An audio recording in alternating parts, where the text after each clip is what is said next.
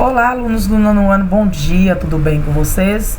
Hoje, teremos mais uma aula de história e nessa semana nós vamos estar fazendo a explicação e a correção do PET 2 da semana 2 de história do nono ano de 2021.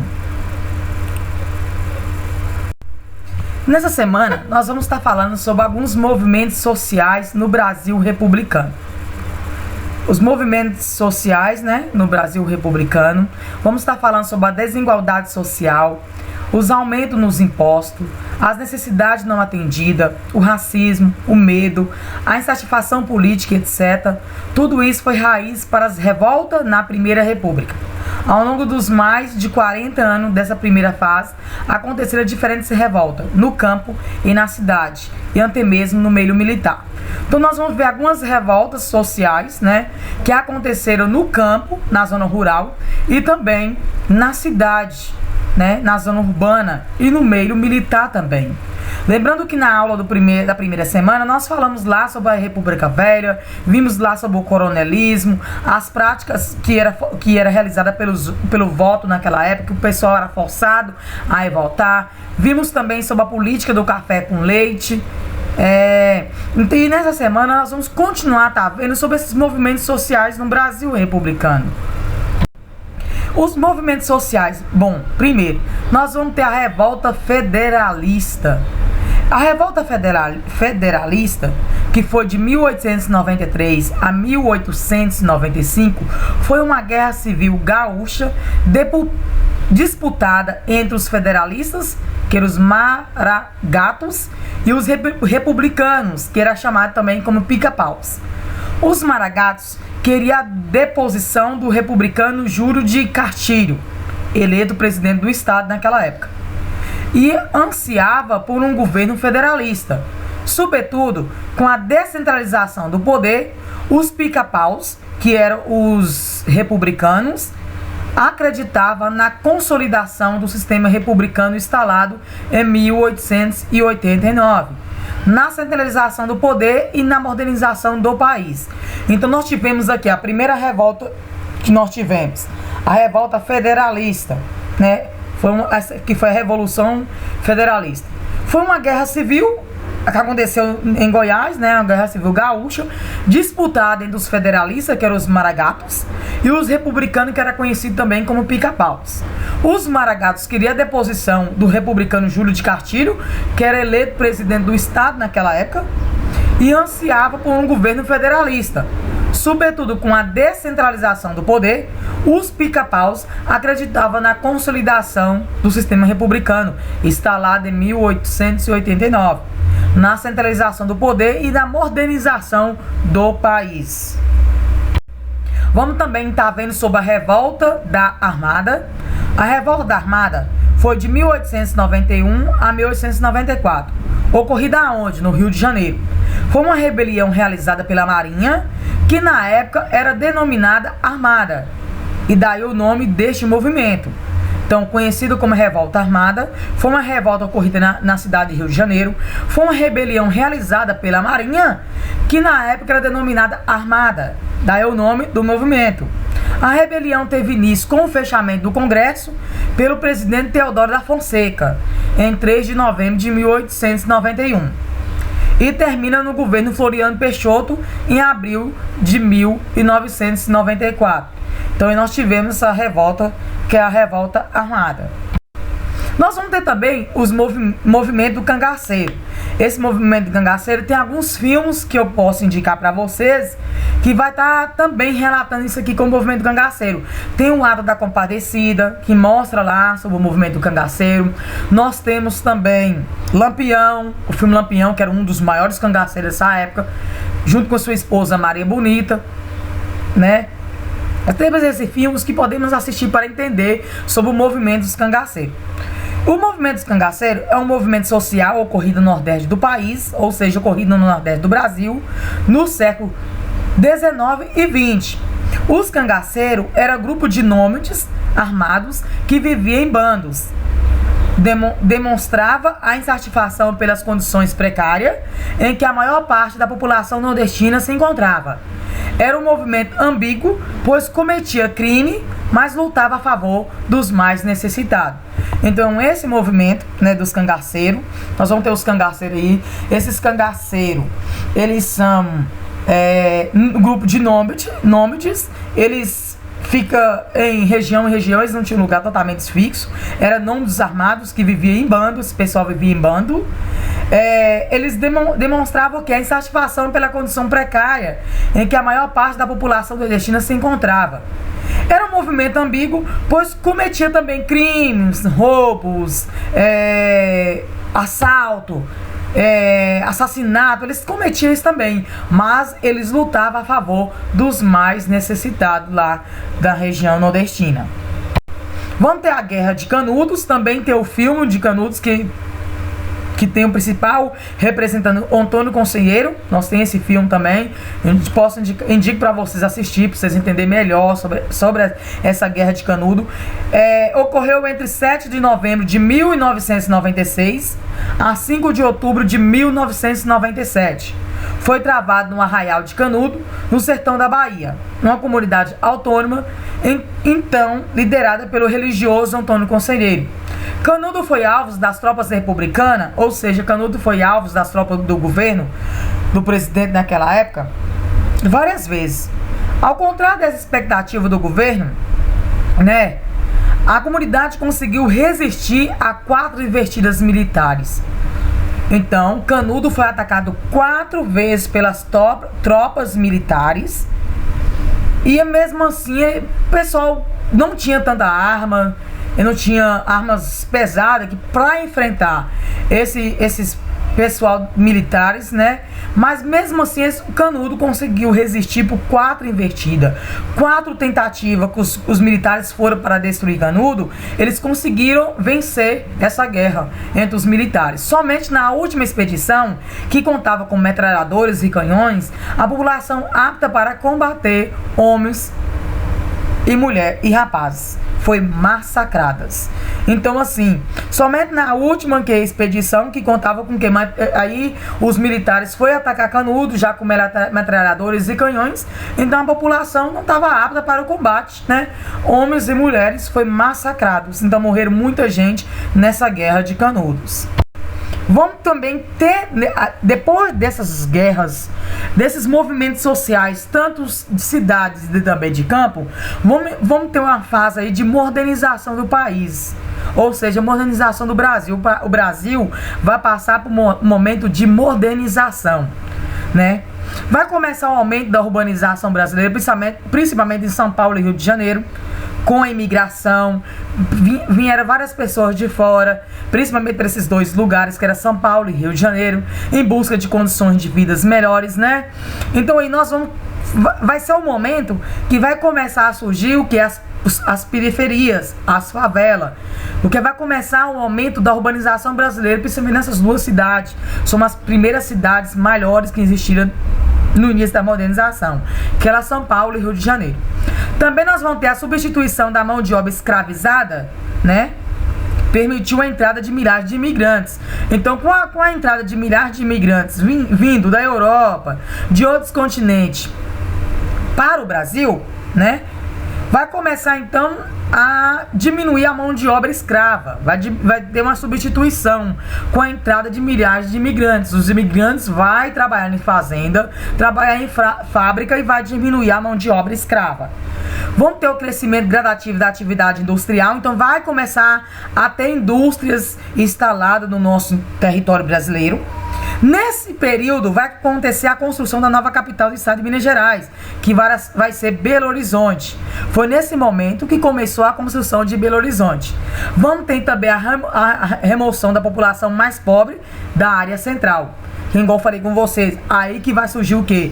Favelas, as periferias. Porque com a modernização, tinha aquelas pessoas que moravam no centro da cidade, aquelas casinhas deles foi demolida para dar espaços, grandes centros, prédios luxuosos, e esse povo foi removido para outra área. Então, a remoção da população mais pobre da área central dessas cidades, principalmente de São Paulo e Rio de Janeiro, com o início da modernização do Brasil.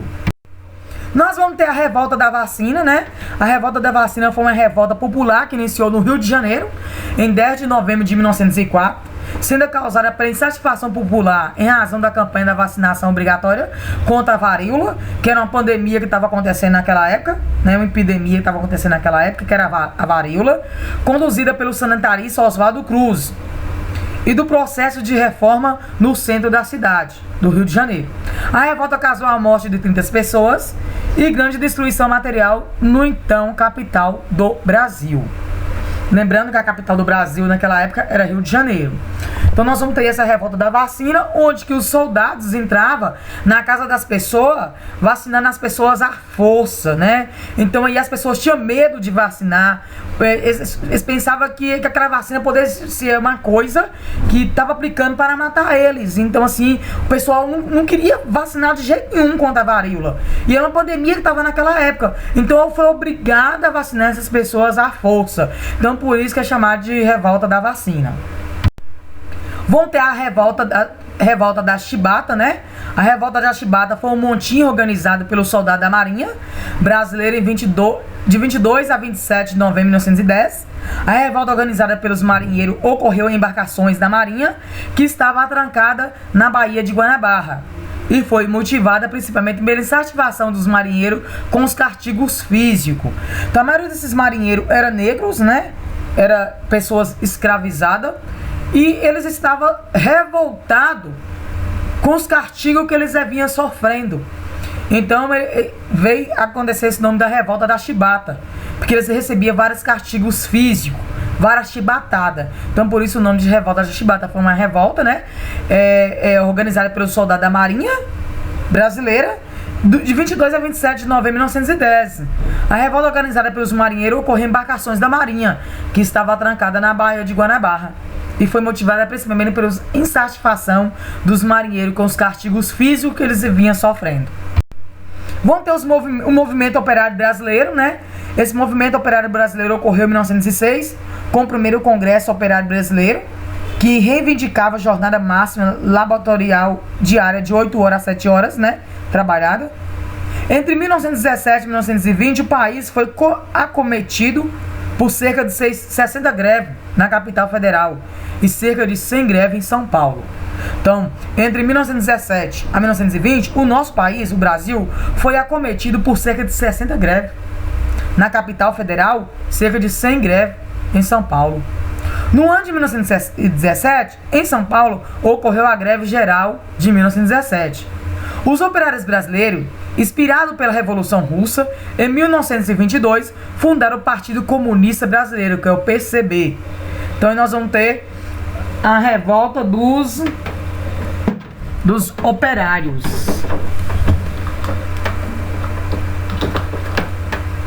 Vamos estar vendo também aqui o tenentismo. Esse tenentismo já é uma revolta militar.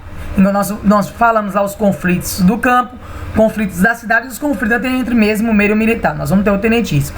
O tenentismo foi um movimento político-militar baseado em uma série de rebeliões de governo oficiais de baixa e média patente do exército brasileiro, que eram os tenentes, de camada média urbana, que estava insatisfeito com o governo da República Oligarca no início da década de 1920 no Brasil.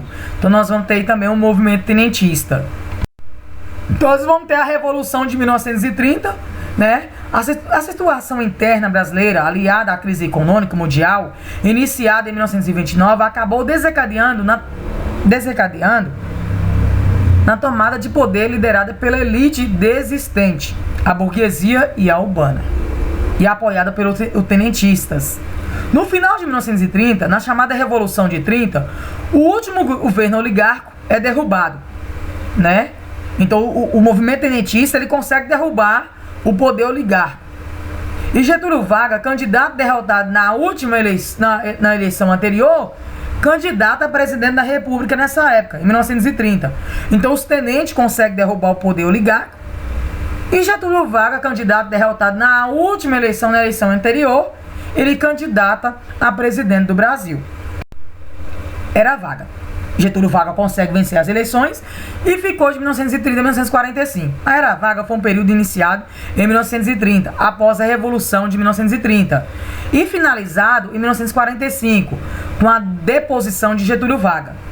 Nesse período da história brasileira, o poder esteve centralizado em Getúlio Vargas, que assumiu como presidente do Brasil. Após o movimento que depôs o Washington Luiz da presidência. Então o Washington Luiz saiu, ficou Getúlio Vargas. Quais foram as medidas que Getúlio Vargas criou? Ele criou a centralização do poder. Essa centralização do poder é o seguinte: ao longo dos seus 15 anos no poder, Vargas tomou medida para enfraquecer o legislativo e reforçar os poderes do executivo. Outra medida também criada por Getúlio Vargas foi a política trabalhista. Vargas atuou de maneira consistente no sentido de ampliar os benefícios dos trabalhistas. Para isso, criou o Ministério do Trabalho e concedeu direitos aos trabalhadores. Era uma forma de reforçar o seu poder, aproximando-se das massas. Então, Vargas criou aí o Ministério do Trabalho, criou aí a Carteira do Trabalho e alguns benefícios que os trabalhadores hoje em dia têm. Vargas também criou a propaganda política, o uso da propaganda como forma de ressaltar as qualidades de seu governo. Então, através da imprensa, a população ficava sabendo como que era o trabalho de Getúlio Vargas. Vamos agora para a atividade. Pesquise e comente o impacto da Revolução Russa no movimento operário brasileiro. Tirei um trecho do próprio PET de vocês e marquei aqui a resposta. As notícias da chegada ao poder de operários ocorrida na Rússia em 1917 entusiasmaram os operários e sindicalistas brasileiros, que em 1922 fundaram o Partido Comunista Brasileiro. Desde então, é considerado a principal organização operária nacional. Então, pesquise e comente o impacto da Revolução Russa no movimento operário. Vai estar aí a resposta para vocês, tirada do próprio pad de vocês. Grifei a respostinha, vocês vão colocar na número 1. Número 2. Comente como Vargas começou a associar sua imagem aos interesses da classe trabalhadora. Como? Também tirei do próprio pad de vocês a resposta. O controle e apoio da classe operária foi de extrema importância na construção da figura do ex-presidente, Getúlio Vargas, como o pai dos pobres. Ele era considerado como o pai dos pobres, ele ajudava todo mundo. A ideia de que os trabalhadores era a esperança para o crescimento do país e da propaganda que associava Vargas aos trabalhadores. Ao manter sob o seu controle o sindicato e ir aos poucos conceder direitos aos trabalhadores, Vargas mantinha a ordem industrial, urbana, burguesa nascente no Brasil. Então a resposta 2 vai ser essa parte grifada do próprio pad de vocês que eu tirei. Agora na número 3, nós vamos completar essa tabela aqui, né? Reproduza o quadro a seguir de forma a completar de forma objetiva. Façam pesquisa para buscar as informações solicitadas. Nós vimos todas essas revoltas e movimentos sociais, o local, a data, a motivação deles e o resultado. Só que nessa tabela não dá para responder no PET. Vocês vão ter que fazer essa tabela, reproduzir ela. Então aqui vai seguir aqui na frente a explicação de cada uma dessas revoltas, a resposta de cada uma delas. Vamos para a resposta 3, né? Revolta federalista. Onde foi o local da revolta? Sul do Brasil. Data do período, né? Data do período de fevereiro de 1893 a agosto de 1895. Qual foi os motivos? Obter uma maior autonomia para o estado rio-grandense, aproveitando que a república havia acabado de ser formada e tentando descentralizar o poder. Então esse foi o motivo da revolta federalista. E o resultado? Uma violenta guerra civil. Só em junho de 1895 os conflitos chegaram ao fim com as batalhas do Campo de Osório, né? Então a resposta da revolta federalista. Revolta da Armada, o local onde ocorreu, Rio de Janeiro e no sul do Brasil. Data ou período 1891 e 1894. Qual foi os motivos? Exigir maior participação do governo republicano em melhores salários. E o resultado dessa revolta? Fortalecimento da república por Floriano Peixoto, que usou da força para derrotar as revoltas, e seu governo, e a ascensão dos civis ao poder com a eleição do Prudente de Moraes. Cangaço. O local, onde que foi a Guerra dos Cangaços? O local, Nordeste brasileiro. Data ou período, primeira metade do século XX, principalmente na década de 1920 a 1930. O motivo, qual foi a motivação dessa Guerra dos Cangaços? Esse movimento, né, essa revolta dos cangaços, esse movimento está diretamente relacionado à disputa da terra, que era o coronelismo, vingança, revolta, a situação de miséria no Nordeste e descaso do poder público. E o resultado? Qual foi o resultado dessa revolta do cangaço? Perseguição aos grupos de cangaceiro e morte de seus líderes. Principalmente a morte de quem? Lampião e sua esposa Maria Bonita, que foi um dos maiores cangaceiros dessa época. E a Guerra de Canudo? Local da Guerra de Canudo, comunidade de Canudo, no interior de quê? Do estado da Bahia. A data e o período, 1896 a 1897. Qual foi os motivos dessa Guerra de Canudo? Liderado por Antônio Conselheiro, defende a autonomia do Arraial de Canudo, luta contra a desigualdade e pobreza da população do sertão. E o resultado dessa guerra? Tropa do governo, depois de várias tentativas, destruíram completamente o Arraial de Canudos. Revolta da Vacina. O local da Revolta da Vacina, cidade de Rio de Janeiro, né? Capital federal naquela época. Qual foi a data ou período? 10 e 16 de novembro de 1905.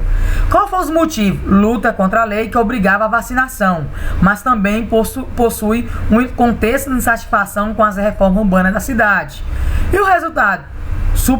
Suspensão da vacinação, né, obrigatória, depois de muitos quebra na cidade. O governo suspendeu a vacina obrigatória. A Revolta da Chibata, local, Rio de Janeiro, data ou período 22 a 27 de novembro de 1910. Motivação, fim dos castigos físicos na Marinha.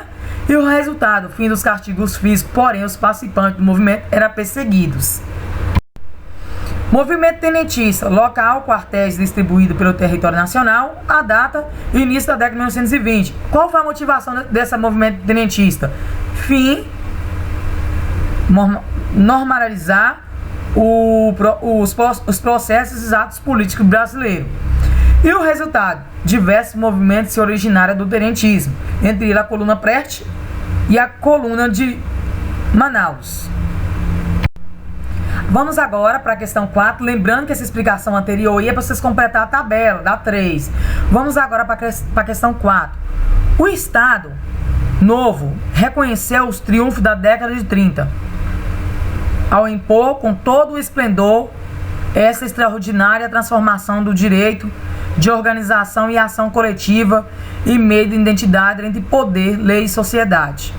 De modo que a força prometida por uma sociedade crescentemente mobilizada em seu desejo de mudança foi substituída pela onipotência e a eficácia das instituições governamentais e da repressão, ambas sustentada pelas mais brilhantes invenções do período.